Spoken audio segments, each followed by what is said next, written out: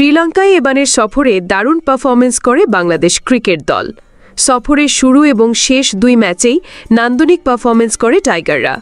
সফরের শুরুতে নাজমুল হোসেন শান্তর দুই ইনিংসে জোড়া ১৪৮ ও ১২৫ সেঞ্চুরি আর মুশফিকুর রহিমের ১৬৩ ও ৪৯ রানের দায়িত্বশীল ব্যাটিংয়ে গল টেস্টের দাপটের সঙ্গে ড্র করে বাংলাদেশ। এক মাসের এই সফর আজ শেষ হয় টি-20 ম্যাচের মধ্য দিয়ে। ৩ ম্যাচের সে A20 অফ স্পিনার শেখ মেহেদী হাসানের অবিশ্বাস্য বোলিং আর ওপেনার তানজিদ হাসান তামিমের ব্যাটিং তাণ্ডবে ১২০ বলে ১৩৩ রানের টার্গেট তাড়ায় ৮ উইকেটের দাপুটে জয় পায় বাংলাদেশ।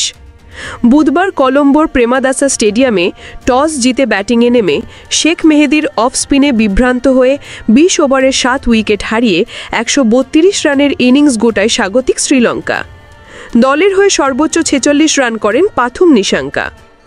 বাংলাদেশ দলের হয়ে ৪ ওভারে মাত্র ১১ রান খরচ করে ৪ উইকেট শিকার করেন শেখ মেহেদী। এই পারফরমেন্সে দলের জয় অবদান রেখে ম্যাচ সেরা হন তিনি। এদিন রান তাড়া করতে নেমে তানজিদ হাসান তামিম ৪৭ বল মোকাবিলা করে ৫টি ছক্কার ১টি চারের সাহায্যে ৭৩ রানের অনবদ্য ইনিংস খেলেন।